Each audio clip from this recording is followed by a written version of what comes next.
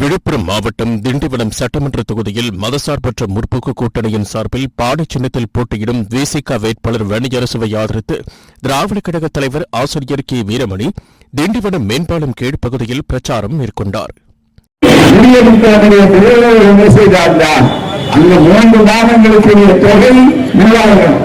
அதையும் தாண்டி அது கருத்து கோடைகள் வெப்பம் என்று சொல்லி வெப்பத்தை கொள்வதற்காக அவர்கள் தெளிவாக 2000 ரூபாயை சேர்த்து 5000 ரூபாயை தக்கென்று யார் எதிர்பாராமல் அந்த தாய்மார்களுடைய கணக்கிலே போட்டார்கள்.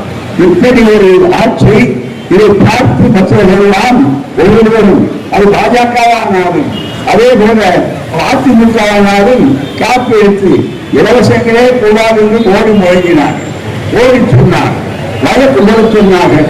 ஆனால் இன்னைக்கு எல்லாவற்றிலும் மாற்றி நாங்கள் ஆட்சிக்கு வரக்கூடாது என்று தெரிந்தும் கூட அவர்கள் சொல்லக்கூடிய அளவுக்கு வந்தார்கள். அது எல்லாவற்றையும் விட ரெண்டு கவனம் செலுத்த வேண்டும்.